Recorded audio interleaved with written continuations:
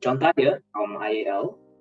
Thank you so much for sparing a good chunk of your afternoon with us. I hope you guys have some kind of break yesterday.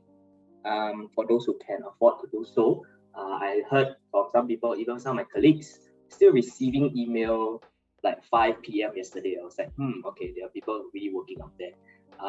Again, thank you so much for coming in. Today's session is about communicating authenticity within online workplace learning.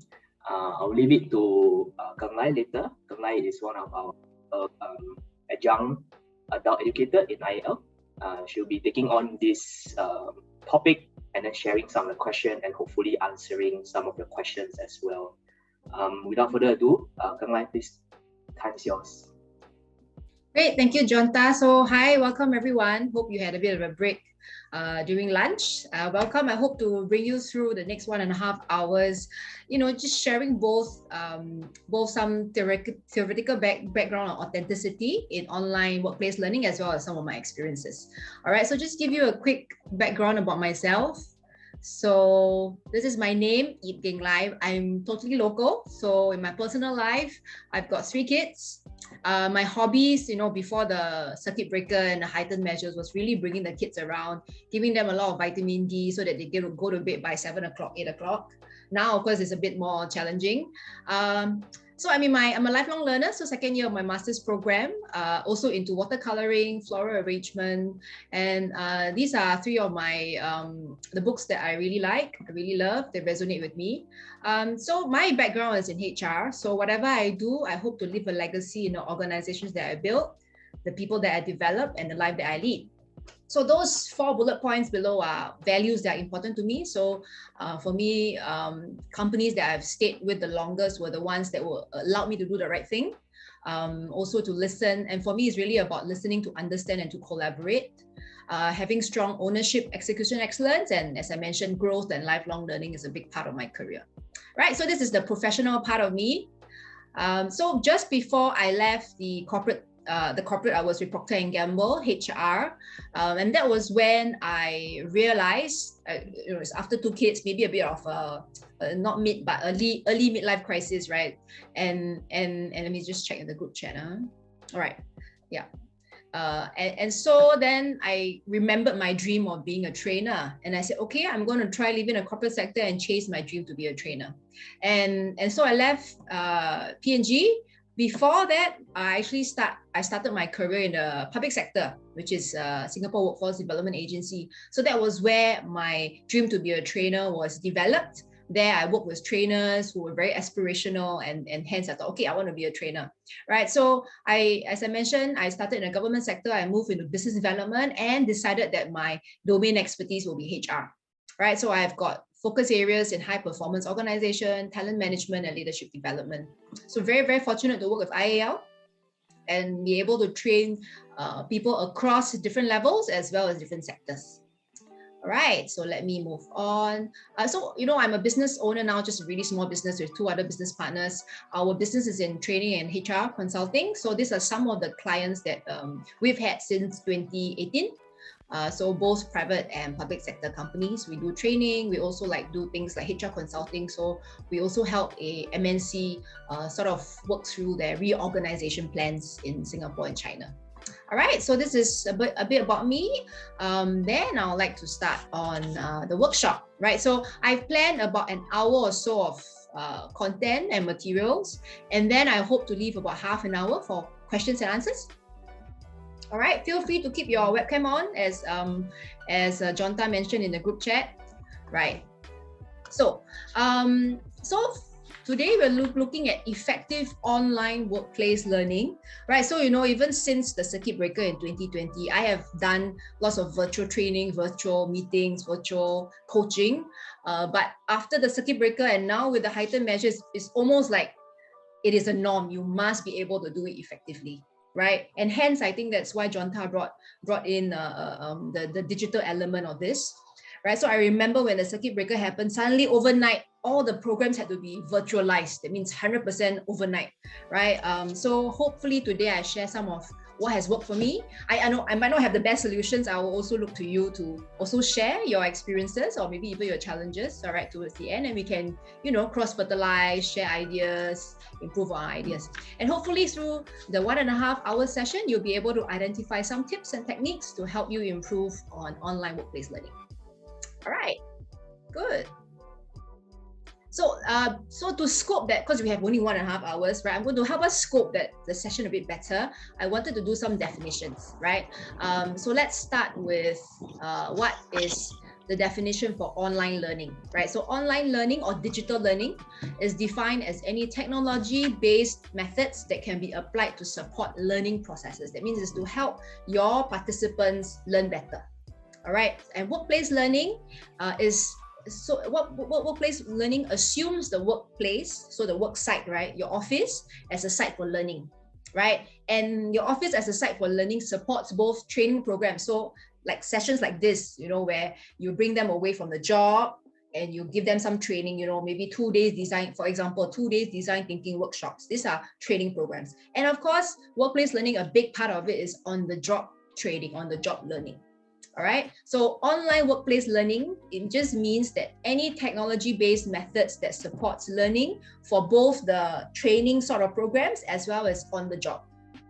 All right. And authenticity has been defined by Helen Bound and Arthur Chia, right, in IAL, that learning, authenticity here refers to learning that is based at work and on real work challenges and complexities. Okay, so that's the meaning of authenticity here, right? That the learning is based at work and that the learning, or the engagements are all surrounding solving real work challenges, right? So the real sort of complexities in the work, multiple stakeholder management, different SOPs, and so on. Okay, I just stop here for a moment. Any questions? Because I think this is important because authenticity can mean many things, right? But the session today, the authenticity refers to authentic learning. Okay, let me just see the group chat. All right, so no questions, feel free to. So what I'll do is, I think there will be questions along the way. So along the way, if the questions are specific to that segment, I'd like to address it immediately. But if the question needs a more holistic sort of answer, right, then I will ask Jonta to help me move it towards the end in the Q&A segment. All right, okay. And then let me know, just ping me, in the Zoom chat, let me know if this is going too fast for you. All good? Okay. Right, let me move on. So workplace learning, as I mentioned, is at the workplace. I just wanted to reiterate. So we have the formal learning training programs, like we sit through 2 days, we sit through 3 days, and then we get a certificate of attendance, or we might get a certificate of like, for example, WSQ program, right? You get a certificate after that. So that's formal learning. At the workplace, right, we also have organized informal learning, right? You've got on-the-job training, you've got mentoring and coaching, you've got sometimes building communities of practice, so like getting communities of people together and learn together. All right, so from my experience in the corporate sector, the workplace learning, the organized informal learning that we applied quite a bit was workplace coaching. All right, so coaching in groups, coaching one-to-one. So these are all organized for the employee, and then of course on your employees end, right, they work and they learn on the spot, correct? Like for me, when I was leading the change management project for P&G in the office move, I learned change management in the process of executing the project, right? So it's trial and error, it's learning with others, it's modeling others, it's also researching online. What's the process of change management? Okay, so workplace learning covers these areas: the formal, the organized informal learning, and the everyday informal learning that takes place when employees want to solve problems. Okay.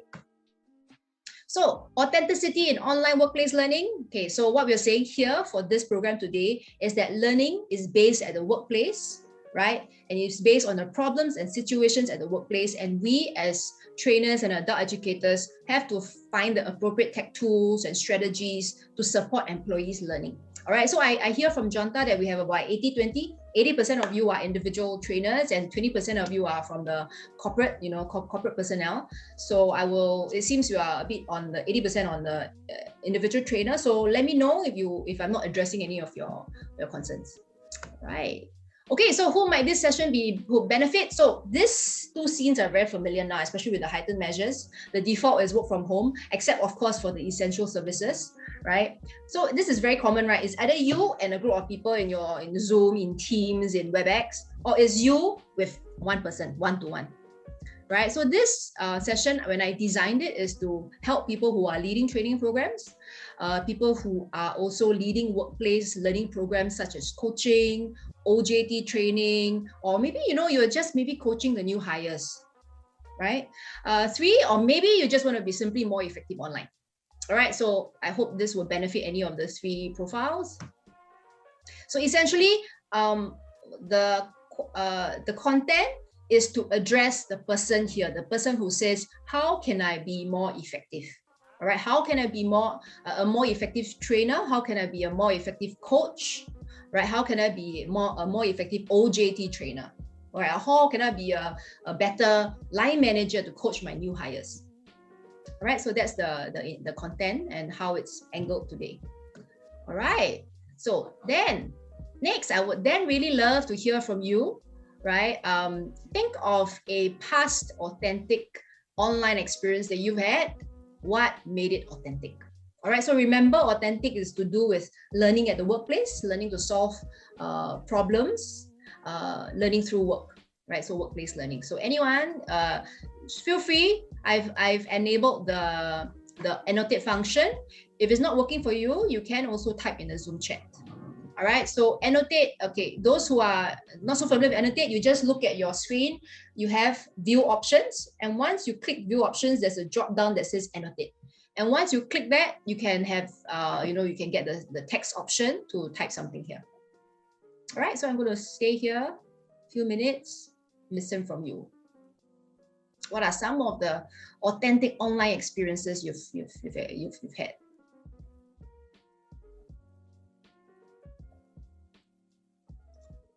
Kang Lai, maybe you want to share if they are not that familiar with Zoom. Yeah. Where the button is. Yeah, the give feedback Q&A sessions. Okay, so we've got so those annotate function, you can use the text. You share it. Janta, do you mean share with them the instructions again?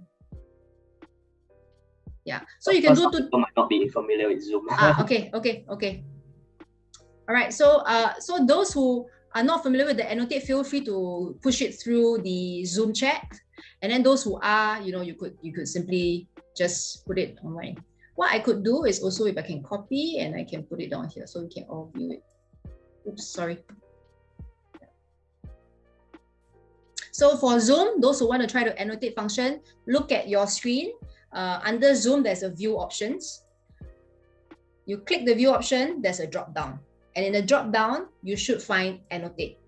And once you click annotate, a bar will come up and the bar would show you like text. You can actually click the text and you can type as if you are putting a box on a PowerPoint slides and then typing through.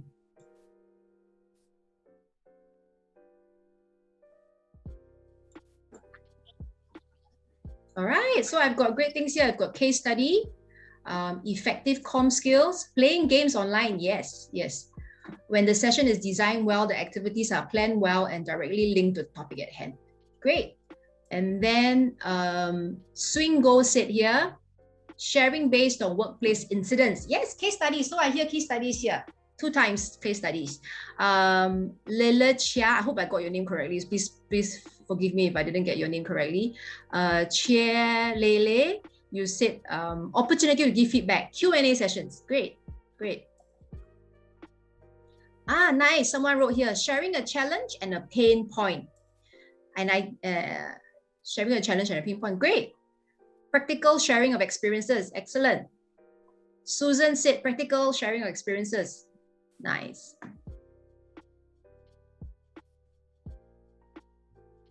Okay, so I think we've got really rich sharing here. I'm going to save this page. Right, so I see case studies, getting them to share challenges, practical sharing of experiences, linking, so the one on the right, linking the activities to the topic at hand. Good, these are actually what we're going to talk about today.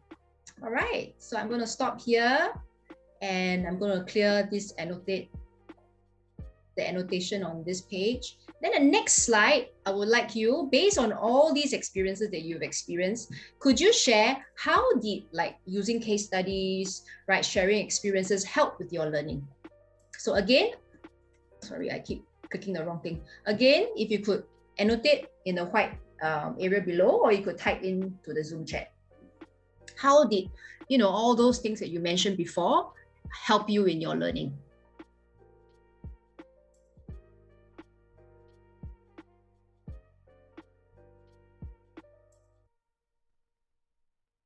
Realistic. Thank you, Maria.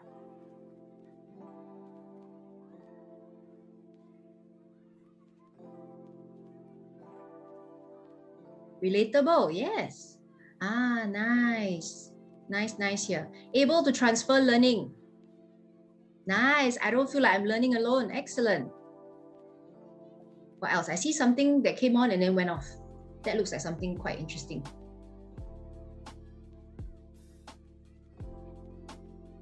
I was not bored. Thank you, Daniel.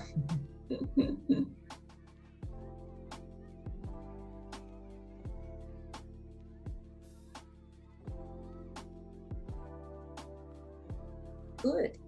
Cheering each other on. Yes, that's the power of social learning, right? You learn experiences of others. You also get motivation from each other. Great. Let me see. Let me look at the chat group. Swing mentioned that being able to reflect, realize, and improve as an individual and a team. Excellent. Thank you for sharing. Swing, you pasted there too. Thank you. Celebrate success together and wins together. Great. Able to apply at work. Very good. Okay, I'm going to stop this now. So really good, right? Now that you know that the more authentic your activities are, the more you find relevance, right? The relevance of the learning to solving problems that you have at the workplace. But the beauty of group as well is like you can celebrate success and wins together, cheer each other on. You don't get bored. You don't feel like you're learning alone and all the liabilities are on you. All right, let me see the chat group. There's one more that has come in. Okay, so what's worked for you is given a chance to clarify as well. Okay, great, thank you. So I think what you said is actually totally aligned to some of the theories and practice. So let me just save this and clear, and then I can move to the next few from the content. Right. Good. So with the end in mind, exactly as how you have all mentioned, if we are able as trainers to provide an authentic experience, right, your learners will be more motivated, more focused. They will find the relevance of their learning to their work, and they'll be able to transfer the learning to solve problems at work, right? And in order for us to enable authentic experiences, learning experiences, we also have to address the adult learning principles, right? So things like we know when adults learn to solve a problem, right? So they're very targeted. And so then hence our experiences, the experiences that we enable have to be aligned to that. So that brings me to how do we do that? So I've brought together a framework, right, that enables authentic experiences, which is based on adult learning principles. I'm sure if you go onto Google and you just search adult learning principles, you'll be able to find that. So my focus is not on adult learning principles. My focus will be on the three boxes that you see here. On the left is inclusive authenticity. So this is related to how we are as trainers, as coaches, as workplace trainers, as well as OJT trainers, right? So this is to do with us, inclusive authenticity. Number two, we must be able to use effective digital instructions, which will be based on multimedia learning principles. I will share further. And the activities, someone mentioned about questions, using questions, allowing people to clarify, allowing people to share experiences. This is all related to evidence-based learning strategies. All right, so my experience is that if you combine your capability as a trainer in the area of inclusive authenticity and combine it with, of course, effective digital instructions and using evidence-based learning strategies, you will then enable an authentic learning experience for your learners, which then enables them to transfer the learning, find the relevance, and be motivated. All right, so then let's look at the first box, right? Let's look at what inclusive authenticity is, right? So I've got a set of numbers here related to authenticity. Does anybody want to try? I've allowed annotate function in Zoom. You can also use the Zoom chat. Does anybody want to guess? What do these numbers refer to? 198 million, 4 million, and 20,000. How is it related to authenticity? Aha, here. MCQ, please. I should prepare that, Swing. All right. Anybody wants to try? No right, no wrong. Okay, no worries. So according to Google, right, if you go search authentic, there are 198 million Google results. In the words of Hermania Ibarra, she is a professor, right, who looks at authentic leadership. There are 4 million workshops available, and on Amazon, she says there are 20,000 books, right? So she says, wow, isn't it a problem when we have so much resources to tell us how to be ourselves? So how do I myself look at authenticity as a trainer, as a workplace, as a coach, right? So this is us, this is me, self. And I'm a workplace trainer, for example, right? So I bring with me the contents that I have, my expertise, my style of training, my style of facilitating, right? My style of asking questions, probing, and all that. And so that's me, right? And if we listen to what they say, right? Bring your true self, bring yourself, just bring your whole self. It is, in Adam Grant's words, a little bit selfish because there's no empathy, right? We must remember, in the course of being a workplace trainer, given that we are experienced, we have worked in multiple companies, right? We have something to share. We must also remember that there are others, right? And the others could mean that you could work for a company, right? You could be a freelancer for the company. You have subordinates, you have participants, bosses, team members, colleagues, and all of them bring along with them different values, different beliefs. They even have different view of how you should be, right? To someone, the workplace trainer should be someone who gives me all the materials, or the workplace trainer should be someone who asks me a lot of questions, or they might think this workplace trainer should give me a lot of feedback. So others will have expectations of you. You have expectations of yourself. So what is inclusive authenticity? It is here, right in the center, where you actually empathize with your target audience. All right. So even like, I remember Jonta mentioned this morning when we were doing a quick discussion, he said, hey, how about people with special needs? And I said, yeah, for sure. Because I remember I had a friend, she's also an AD, and she suddenly pinged me and said, hey, have you had experience managing people who are like visually impaired? Then I'm like, I don't know, but come on, let's go and talk to a speech therapist or, some expert and see how we can help the person. Right? So yes, inclusive authenticity also includes people who might have special needs. So the key message track to share my experience is to bring out our true self. We must also tailor to the audience, because Adam Grant, he's a professor from Harvard. He says authenticity without empathy is actually selfish. It's just like, I have my expertise. This is my style. This is my content. This is how I'm just going to do it. And this is how I'm going to deliver without considering your audience. So that is something that is selfish. And it's going to be important that while you have your expertise and the contents that you want to share, like you say, okay, I really want to help my new hire be able to jumpstart their career and be able to start solving problems, lead projects. You might want all this, but the participants also need to recognize how to utilize your expertise and your contents to solve problems. All right, so the first box is really about inclusive authenticity, right? And for me, right, how I try to do this is really care about participants and their challenges, plus their past experiences. So typically when I run programs, like if it's 1 day or 1.5 days or even longer, so for longer programs, of course, I can spend more time. But if it's shorter programs, I would have this, but of course, you have to reduce the amount of time you spend on this. So in the beginning, if you look at one, I would always ask participants, what problem do they want to solve in relevance to the topic. So just on Monday and Tuesday, I delivered a program on getting managers to conduct career coaching conversations with their employees. So I asked them, hey, you're attending this program, what problem do you want to solve? Right? And of course, as they share their problems, you also probe to understand their context, right? Understand where they're coming from, what's driving them, what is this challenge that they're feeling. And then during the workshop, right, you keep contextualizing the content to the problems and provide examples. So examples could be how you've faced a similar challenge before. What was some of your thinking process and how did you manage the situation? Right. Also open up for others to share their experiences. So this is exactly as what I think, was it Lele or a few of you mentioned, right? Open up for others to share experiences, right?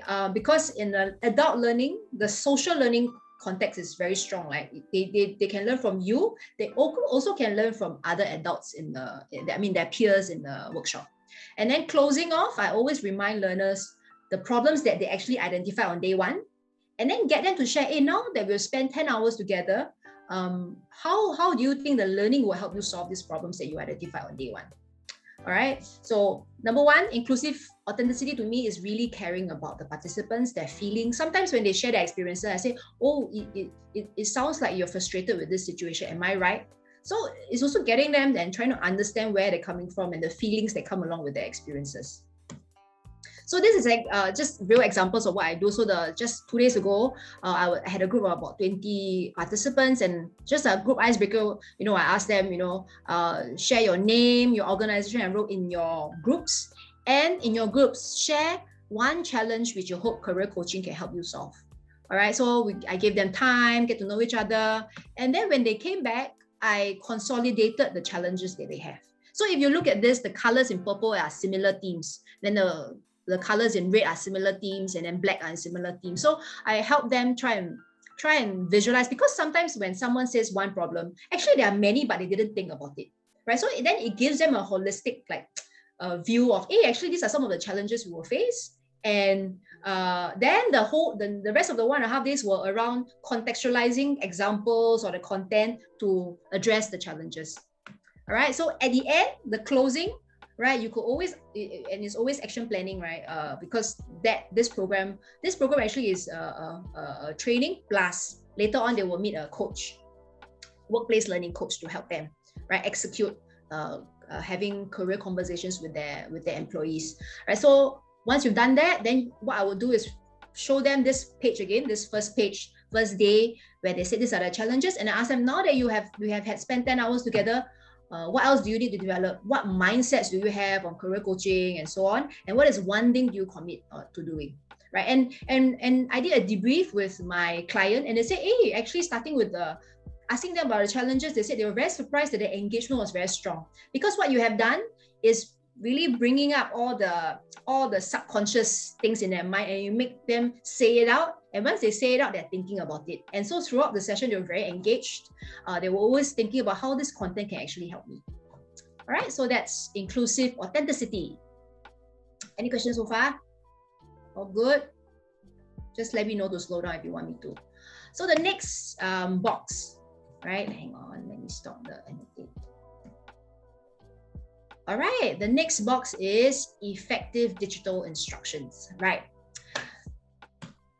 So our learners, our participants, whether it's our new hire, whether it's younger people that you're coaching or mentoring, all of us have limited working memory. And especially in the digital environment, now we're all, work from home and all that, we are more so than ever distracted, right? On your laptop, I'm sure some of you your WhatsApp web will be on. Then you have your office email on, then your personal email on, and we are all very distracted. We all have limited working memory. So as an adult educator, we must help our learners, right? First thing, we must help reduce overload on information. Okay. The second thing is we want to ensure that whatever we're delivering, I remember just now someone talked about aligning all the activities to the topic, right? We want to make sure that whatever we do in the classroom or in the meetings or in a coaching session, your learners are spending the time processing all this learning, integrating all this new knowledge with their old knowledge, only using it for what is needed to the content and to the learning outcomes. All right, we don't want them to like process more than needed. If not, they will be overwhelmed and actually the learning doesn't take place. Right, so these, and then of course the third one is on integration to help them. If you can ensure that there's essential processing of information for them in their mind, then we can then truly help them integrate new and existing knowledge. Right, so this is the multimedia learning principles, and it's research-based. Right, so what the author said is that participants get very distracted from learning and engaging in the learning if the principles of multimedia learning are not incorporated. Right, after the session, Jonta will actually send you a checklist which I developed, and there'll be further reading materials on multimedia learning principles. There are 13 of them. In 1 hour, I won't be able to go through 13. I will only share with you the tips, right? Those that has worked for me and my sort of target audience. So those of you who have different target audience or different sectors, different expectations from the CEOs or the training teams, you might need to tweak that a bit based on the principles. All right. Right. So first, reduce overload. I'm sure you all know this, but I think more than ever in the digital environment is really, really looking at what is the need to know, not the nice to know. In the face-to-face, you can observe learners' reactions, their body, how they're reacting to your information. And if you find that you're talking too much, you can actually stop. But actually, really, in the digital environment, it's very hard to, assess from the observation from that small Zoom box, right? So very, very important. We need to focus on what is the need to know. And hence, I think someone mentioned earlier, I think was, I can't remember the name, I need to go back, but they talked about the activities aligned to the learning outcomes. So what we need to do to help reduce overload is by aligning content and instructions to learning outcomes and or assessment criteria, right? So number one, remove extra words and images because that just distracts them. They were like, oh, what is this? What is this? How is it related, right? Number two, you want to highlight important words and key points. And number three, take into consideration programs that are high stakes like health and safety. So while I think Jonta brought up this good point, in health and safety, while we want to reduce overload, there are certain industries like health and safety that say, okay, you must get this certification as a health and safety officer, right? So then what do you do? How do you reduce overload? Like I do the ACLP training, which is, and there's an assessment component, right? So I can't just, there'll be times where overloading might be necessary because they need to know, we need to teach them enough and they need to explore enough in order to be assessed, right? So then the principle that I use for myself is that I will make sure that my content and instructions are at least aligned to the assessment criteria. Because to me, you cannot like assess someone and then say you pass or fail or whatever if you didn't actually train them, right? It's not fair to them. If you didn't actually spend time on the content that's critical for the assessment, that is not fair. So for me, if you have challenges, try to balance like overloading and reducing the overload, I would say try and adhere to the assessment criteria. All right.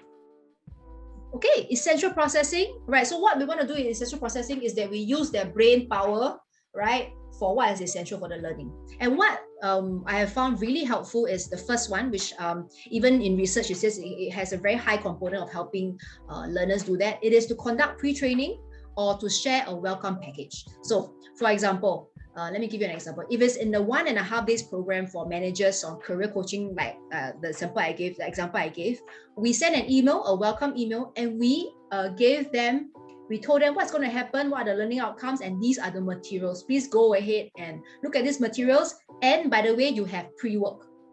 So this pre-work actually starts to get learners to retrieve the knowledge, the prior knowledge that they have. So the great thing about working with adult learners is that they have experience related to a lot of topics, right? For example, even if you're training CPR, someone will have heard about CPR, heart attack, they will have some experience, they will have heard about it. It's not zero, right? Not like our very young primary school students, right? So the intent is get them to start retrieving the data and to help participants navigate the new terms, the schedule, and the materials. All right, what you want to do is also segment the learning outcomes and content into chunks, right? And thirdly, in the virtual environment, for sure, curate the tech tools, because it's not like, wow, the more sophisticated tech tools I use, the better, because these tech tools can actually distract learners. So that's what I learned it the hard way. So as a younger self, right? Wow, I'm very excited about the tech tools, and then I launch and use. And then in the end, they said, wow, I think I spend more time trying to figure out the tech tools than the content, right? So this is what I learned along the way, and hence looking at your target audience. So if you got if you're training people in Microsoft, no problem, you can just go all out. But if you're going to train people who are in different sectors that might not be so fast or so familiar with different tech tools, you want to curate them and make sure that it's relevant and it's easy for them to navigate. So things like I've been using Google Slides a bit more because it's easy for non-Gmail people to actually access it. Some programs, they need to actually register, and all that. So it's a bit more problematic. All right, so essential processing.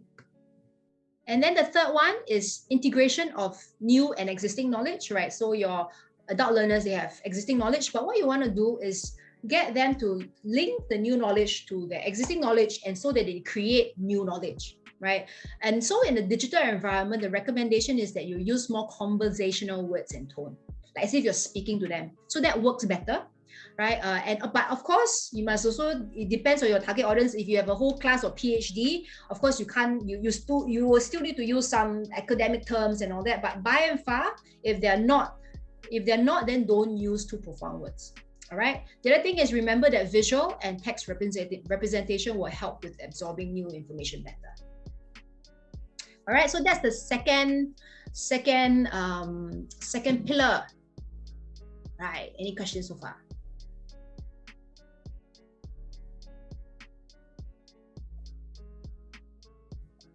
Okay, no questions. Let me move on to the third pillar, right? Evidence-based learning strategies, right? Why is this helpful? So these three strategies, I mean, there are more, but these are the three that I use quite a bit. I train both public programs and corporate programs. So this three: practice testing, self-explanation, and elaborative interrogation. The last two especially are those that you have mentioned in the annotate exercise earlier, right? Someone talked about sharing experiences, someone talked about, transfer of learning, right? So this three is what I use quite a bit, which supports authentic learning. So practice testing, so it's really getting participants to access their memory. So if you teach something, what you want to do is get them to bring that memory out. And when they articulate it, it could be they're doing exercise, sharing with someone, or they're just writing it down. Or you could say, oh, this exercise now is for you to draw groups develop a process flow, right? Then with that exercise, you're actually getting them to pull out what is in their memory and then putting it down. And that later on helps with their revision.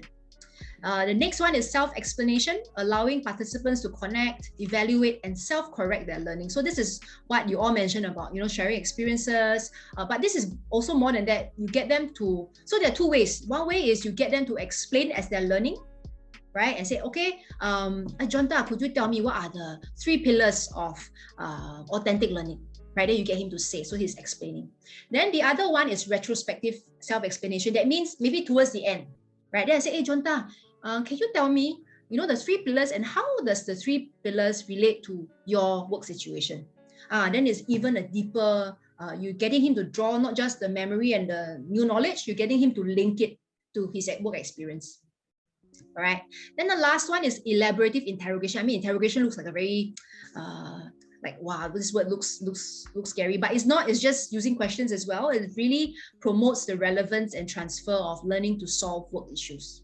All right, so this is the why is important, and this is the how of how you can do it. Not exhaustive. I just put some examples down. So practice testing. It is good for both facts and concepts. So educators can use low stakes. So the idea of practice testing is it has to be low stakes. When it's low stakes, it is more likely your participants will participate, will be willing to make mistakes, and they will learn through that. So again, adult learning principle, adults learn through making mistakes, right? So you could use quiz, you could use questions.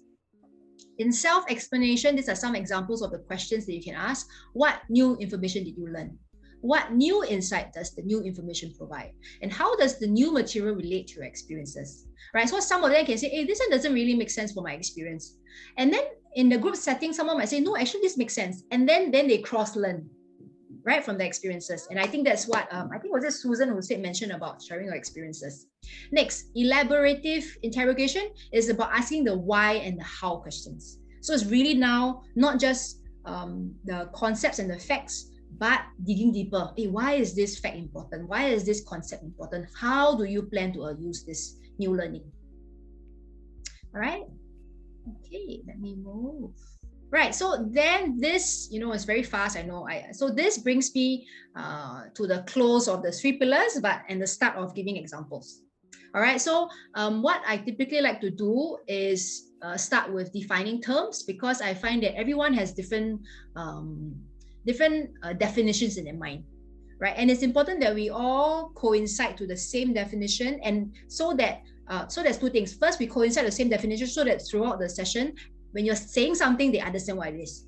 And then number 2, it actually helps with drawing all their experiences and then putting them into the different terms. So the example that I have is an employer branding program that I train, right? So for me to start my training, the first activity is actually a mix and match. So something like this, so on the left are the terms, the new terms that they will see. On the right are the definitions. So I put them in pairs, and I say, okay, now in pairs, go and discuss and do a match, do a mix and match. Find the right definition for the term, right? So, and when I do the debrief, so I typically do debrief for most activities.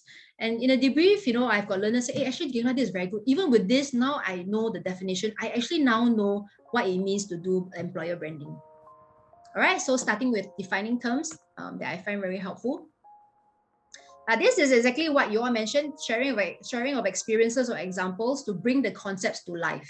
So for example, I have certain framework or models that I'll bring to life. So I could use, okay, so this is an advertisement by Shell, and they did this really good advert that is related to employer branding, right? So I can use examples by other companies, what they have done well. I can also use my example. So my examples was in Procter & Gamble, and of course I took things that I can share on a public domain, right? So this is all available on a public domain like Facebook, right? So I put this and I said, okay, so I got the concept and I use these pictures to explain how the concepts are applied in real life.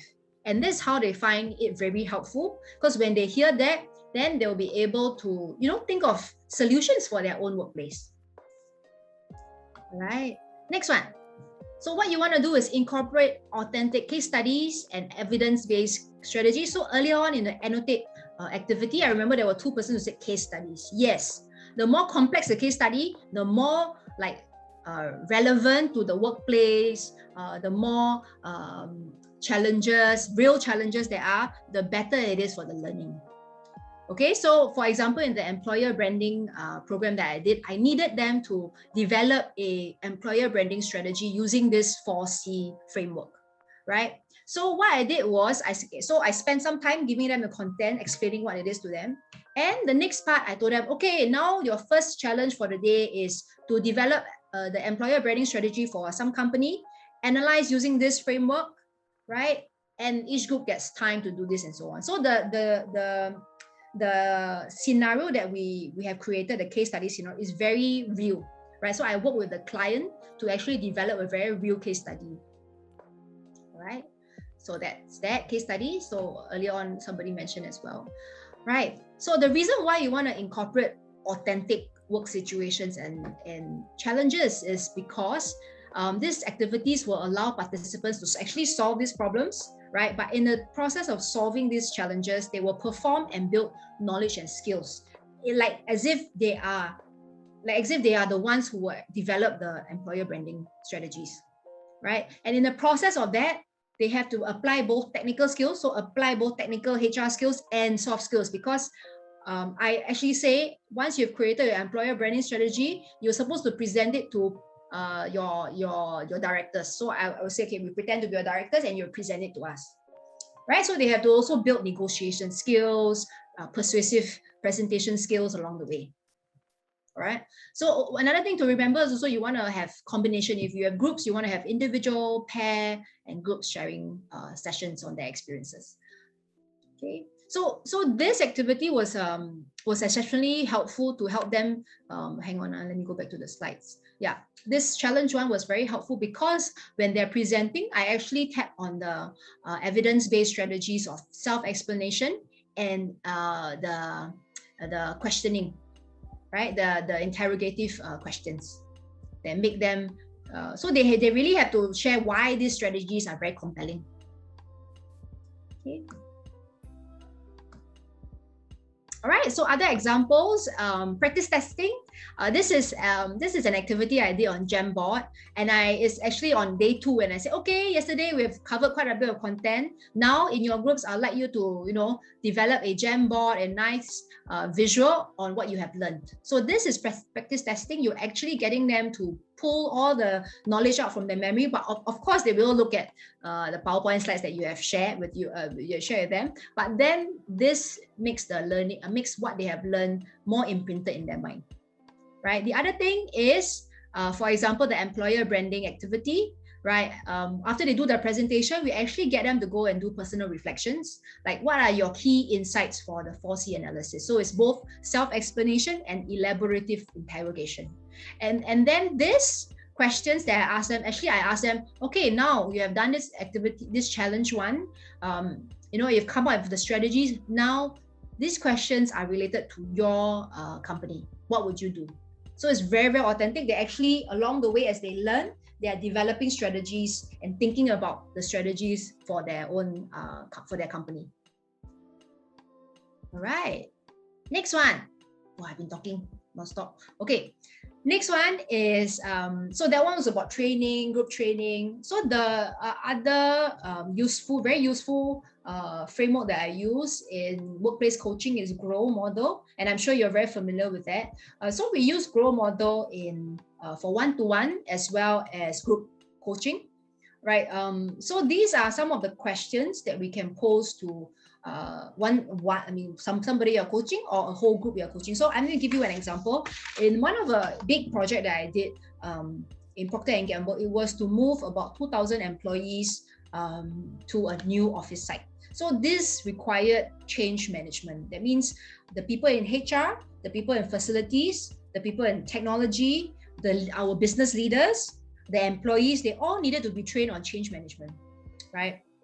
So then we have to plan a very holistic change management plan for the whole organization. And from there, then we slowly decided, how do we slowly train up the project team, the employees, the HR, and the business managers, right? So for the project team, it was like a 1.5 years project, and the coaching happened in every project meeting. So in the first project meeting, it was really goals, right? So this is more group goals. What is this project team trying to achieve, right? And what really helped was developing a team charter, right? A team charter that says what is our project success measure, how does this project support our work. So when we do that, the motivation is, we actually grow motivation from that, right? And then of course, what's the reality? So what's happening now on the project? What needs to be done? What's working well? What's not working well? What are our options? And then we move ahead, right? So every project meeting was really monitoring the progress of our project.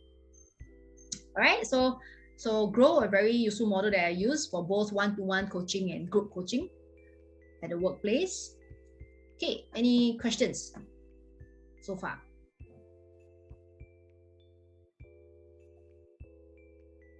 Did it zoom by too fast?